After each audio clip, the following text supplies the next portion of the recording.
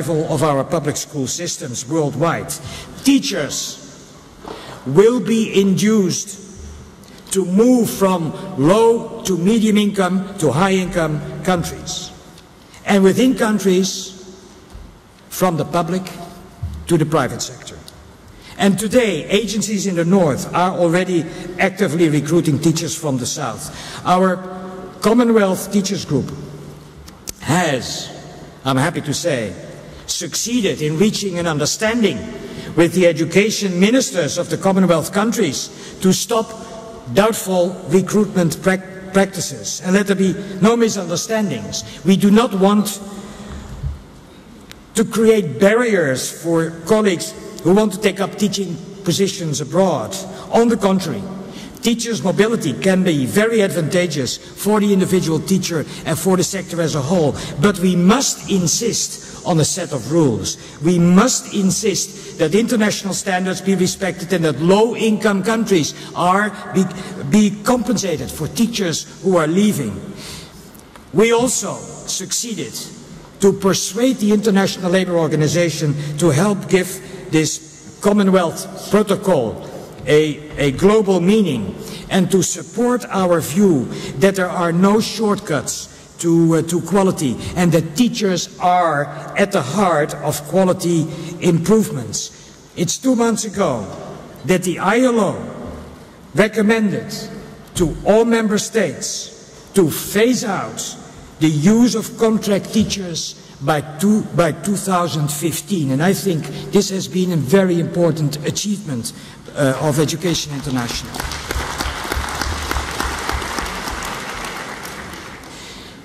It is therefore also of utmost importance that all EI member organizations recruit contract teachers, including unqualified teachers, so that they can become union members.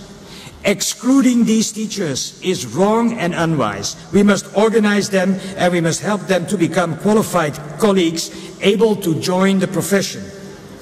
We must also insist that priority be given to expanding quality teacher education. But when we emphasize the importance of improving education, we should also be able to define what we mean by quality. Today it's known throughout the international community that Education International does not want unqualified people in the classroom unless under the guidance of a qualified teacher and following a teacher education program. This is well known. But that position, colleagues, requires that we also accept a responsibility in defining qualification standards, minimum standards, if you will. And perhaps we should also become engaged in educating and training teachers, actively combating the looming shortages. Certainly, teacher education is and should always remain the responsibility of public authorities, but the reality is that governments of low-income countries may not have the capacity to educate and prepare 13 million qualified teachers in the coming 7 years. The reality also is that much teacher education today is already being undertaken by the private sector. For example, Latin America, 75%, including civil society organizations. Our involvement could focus on the development of teacher education programs for contract teachers, volunteers, community teachers, and others who are not yet qualified, but who should be given the opportunity to join the profession as qualified teachers. We've done it before. We have trained teachers before. In-service teacher training is, for example, also one of the main components of our EF8 program. Since 2004, we have combined our campaign for education for all with our programs against HIV/AIDS. Convinced as we are, as Tulas reminded us this morning, that education is the only vaccine against HIV and AIDS. And this EFH program is one of the largest and most successful development programs for which we receive funds from the Dutch government. The program now covers 45 member unions in 34 countries, and we have won the respect of WHO, UNESCO and all of our sponsors. But this is still too little when confronted with the enormity of the pandemic. Could I underline also, colleagues, that the availability of quality education is also the only effective response to child labor.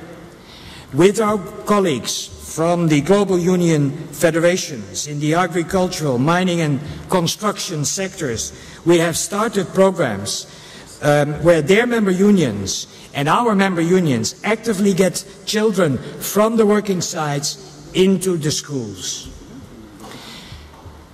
One important emerging issue that requires our close attention, and that we have given already some attention in the past 3 years, is the development of public-private partnerships of various kinds.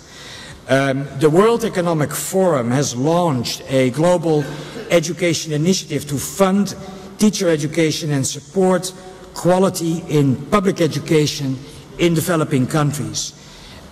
We are quite clear that so-called PPPs must not be a way for governments to escape their responsibilities.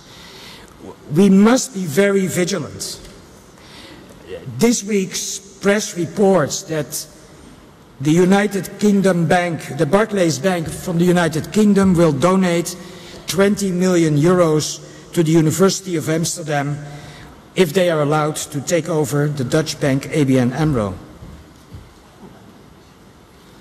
What does that mean? What are the implications? The experience of public-private interaction has been different in different countries. We should not reject such interaction per se. We must engage in this debate. We must influence it and assert our own agenda, which is quality and equity through public education. Colleagues, almost immediately after the closure of our Fourth World Congress in the summer of 2004, we were confronted with disaster after disaster, natural as well as man-made disasters.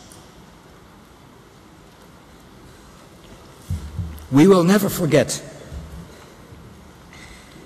the tsunami hitting Indonesia, Sri Lanka and other nations around the Indian Ocean, taking the lives of more than 2,000 of our colleagues.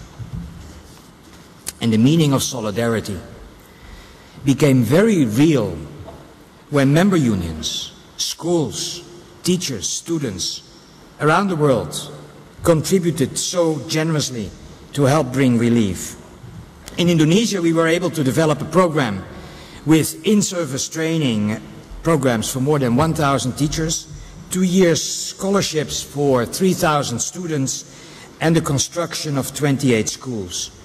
2 weeks ago, I'm happy to report this to you, we completed the last primary school in Aceh and handed it over to the public authorities.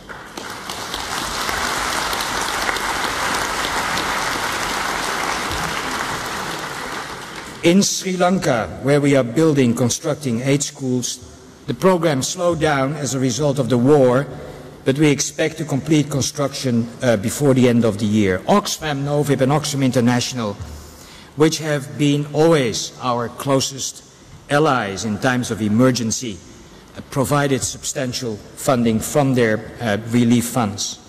And I am, colleagues, proud of our on-site staff